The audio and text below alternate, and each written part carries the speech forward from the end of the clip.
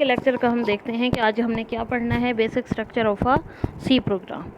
Basic structure of C program में for example हम देखते हैं, एक पेज पे जाते हैं और देखते हैं कि ये एक प्रोग्राम है। ठीक है, ये क्या है? एक प्रोग्राम है। इसमें क्या क्या है, कितने पार्ट्स हैं, ये आपको नज़र आ रहे होंगे। ये जो ब्लैक सा आपको मतलब स्क्वायर सा नज़र आ रहा है, इसमें इसको क्या कहते हैं? इसके अंदर जो स्टेटमेंट लिखी हुई हैं, ये सी का सबसे पहला हिस्सा होता है। सी प्रोग्राम में सबसे पहले ये लिखा जाता है। इसको क्या कहते हैं? Pre processor directive. Pre processor directive में ये कौन सी डायरेक्टिव है? इंक्लूड डायरेक्टिव है। इसको डिटेल से बाद में देखते हैं। उसके बाद ये ब्लैक सा जो आपको मतलब बॉक्स सा या ब्रैकेट सी बड़ी सारी नज़र आ रही है, वॉइड मेन जहाँ पे लिखा हुआ है और यहाँ पे स्टार्ट हो रहा है, यानी वॉइड मेन से इधर से आपका स्टार्ट हो रहा है। ये वाला पोर्शन यहाँ से स्टार्ट हो रहा है और यहाँ पे ये हो रहा है आपका एंड। तो ये इस सारे पोर्शन को, यानी वॉइड मेन के इस पोर्शन को क्या कहते हैं? मेन फंक्शन कहा जाता है।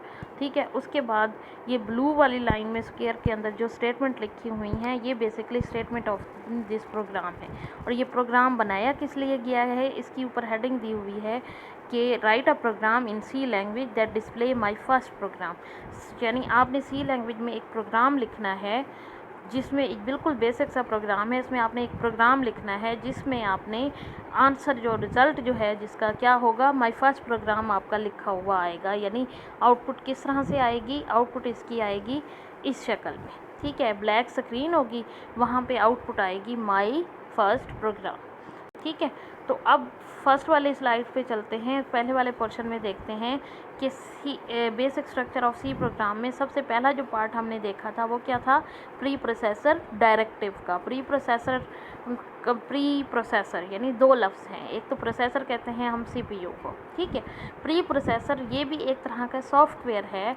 किस तरह का सॉफ्टवेयर है? जो प्रोसेसिंग नहीं करता, यानी प्रोसेसिंग से पहले डाटा प्रोसेसर के पास, प्रोसेसर से जाने के पास, यानी प्रोसेसर के पास बजाय इसके स्टेटमेंट जाएं, क्योंकि एग्जीक्यूशन हमारा प्रोसेसर करता है। प्रोसेसर के पास बजाय इंस्ट्रक्शन जाएं, प्रोसेसर से पहले एक प्री प्रोसेसर होगा, उसके पास जाएंगे इंस्ट्रक्शन, जिसको हम कहते हैं कंपाइलर, यानी ट्रांसलेटर होगा हमारा।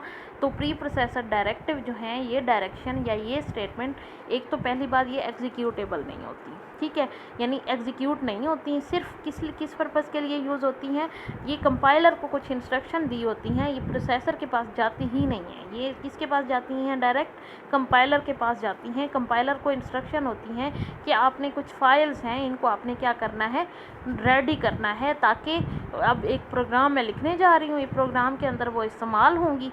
तो आपने वो लाइब्रेरी फ़ाइल जो हैं वो उसकी, यानी उन स्टेटमेंट जो अंदर मैं जितनी भी स्टेटमेंट यूज़ करूँगी, उनका जो ट्रांसलेशन होगी या उनका पर्पस होगा या उनका जो यूज़ होगा, उसकी डेफिनेशन जो है वो कहाँ पे लिखी हुई होगी? वो प्री प्रोसेसर डायरेक्टिव के अंदर ही, यानी प्री प्रोसेसर को ही ये डायरेक्टिव दी जा रही होंगी, ये डायरेक्शन दी जा रही होंगी कि आपने इन फाइल्स को, वो हम आगे देखते हैं कि वो किस तरह की फ़ाइल्स होती हैं और किस तरह होता है। तो वो इंस्ट्रक्शन दी जाती हैं। प्री प्रोसेसर डायरेक्टिव की निशानी क्या है? उसकी निशानी है कि किस सिंबल से स्टार्ट होती हैं। ये इसके मतलब ये सिंबल है जिससे ये स्टार्ट होती हैं। यानी कौन सा सिंबल है ये सिंबल है नंबर साइन का, जिसको एम्परसेंट भी, ये नंबर साइन भी कहा जाता है। और मतलब ये नंबर साइन होता है। तो इंक्लूड के साथ, जिस स्टेटमेंट के साथ स्टार्ट में सबसे पहले ये लिखा होगा, उससे मुराद ये होगा कि वो क्या है? हेडर फाइल्स हैं। क्या हैं वो?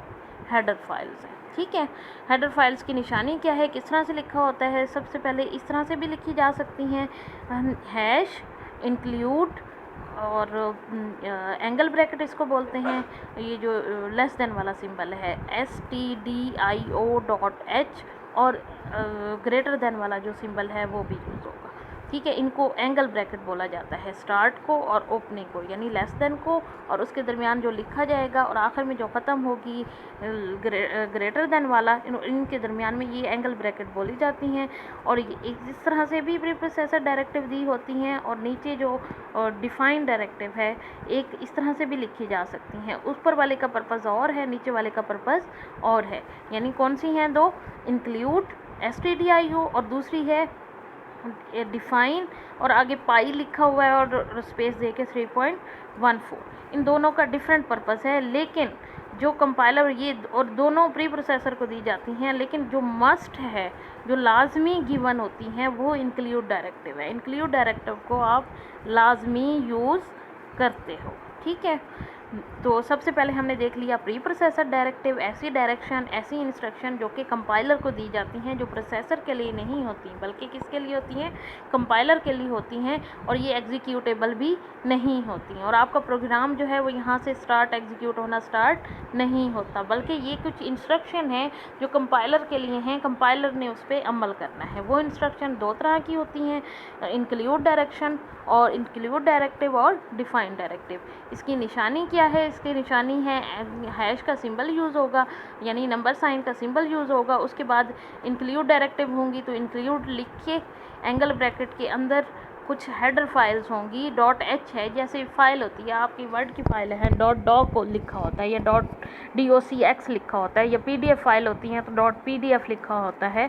जबकि ये वाली जो है एम्परसेंड से स्टार्ट होती हैं, इंक्लूड होता है, सॉरी एम्परसेंड नहीं, है से स्टार्ट होती हैं, इंक्लूड लिखा होता है, एंगल ब्रैकेट होती है और उसके अंदर कोई हेडर फाइल गिवन होगी। ये इंक्लूड का तरीका है। और डिफाइन का तरीका क्या है कि नंबर साइन डिफाइन जो एक यानी वेरिएबल है, पाई आपको पता है मैथ में इस्तेमाल होता है और उसकी एक मखसूस वैल्यू होती है, वो कांस्टेंट है, वो यूज़ होता है, ठीक है। तो सबसे पहले हमने इंक्लूड डायरेक्टिव देख लिया, और इंक्लूड डायरेक्टिव की आगे फर्दर मैं आपको एग्जाम्पल बताती हूँ कि जो इंक्लूड डायरेक्टिव हैं वो किस शक्ल में लिखी जाती हैं। एग्जाम्पल 1 की एक्सप्लेनेशन है। सबसे पहले सिंबल ऑफ फॉर डायरेक्टिव, ये सिंबल दिया जाता है, ठीक है, हैश, ठीक है, और इंक्लूड, फिर इंक्लूड वर्ड लिखा जाएगा और ये सारा स्मॉल में लिखा जाएगा, स्मॉल लेटर में, स्पेस दे के एंगल ब्रैकेट के अंदर हेडर फाइल की क्या निशानी है, जो भी फाइल होगी .h के साथ होगी, ठीक है। इंक्लूड डायरेक्टिव का आप यूज़ देख लेते हैं। Use for include header files को इंक्लूड करने के लिए यूज़ होती है। और हेडर फाइल्स क्या होती हैं? यूज़ टू प्रिपेयर, और इंक्लूड डायरेक्टिव का क्या मकसद होता है? Use to prepare library files for functions, कि कुछ फंक्शंस हमने इस्तेमाल करने हैं प्रोग्राम के अंदर, और वो प्रोग्राम के अंदर क्या है, वो आगे होते हैं, तो उन फाइल्स को रेडी करना है। वो कौन सी फाइल होंगी? वो फाइल्स होंगी हेडर फाइल्स, जिनके साथ .h लिखा होता है। अब जो हम कंपाइलर यूज़ करते हैं उसके अंदर अगर हम उसको खोल के देखें, जैसे फ़ोल्डर के व्यू में, तो एक फ़ोल्डर होता है इंक्लूड नाम का, उसके अंदर बहुत सारी हेडर फाइल्स होती हैं .h के साथ।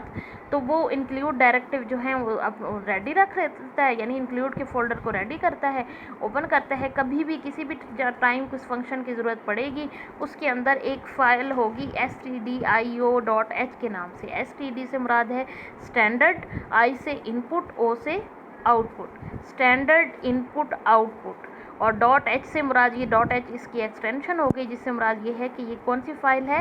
हेडर फाइल है। जैसे आपकी टेक्स्ट फाइल होती हैं, जैसे आपकी डॉक्यूमेंट की फ़ाइल होती हैं, इसी तरह हेडर फाइल्स होती हैं। हेडर फाइल्स किसके अंदर यूज़ होती हैं? टर्बो सी के अंदर यूज़ होती हैं। क्यों यूज़ होती हैं? उसके अंदर ग्रामर लिखी होती है, उसके अंदर प्रोग्राम को लिखने का तरीका, यानी फंक्शंस होते हैं कुछ बने बनाए, उनको इस्तेमाल करने का तरीका लिखा होता है, ठीक है। तो इंक्लूड डायरेक्टिव में कौन सी होती हैं फाइल्स? हेडर फाइल्स होती हैं। ये तो हो गया पहला हिस्सा, जिसको कहते हैं प्री प्रोसेसर डायरेक्टिव। और उसके निशानी क्या है? हैश, इंक्लूड, और इंक्लूड डायरेक्टिव यूज़ होती है, हैश का सिंबल पहले इस्तेमाल होता है, एंगल ब्रैकेट्स यूज़ होती हैं, और उसके अंदर हेडर फाइल्स यूज़ होती हैं।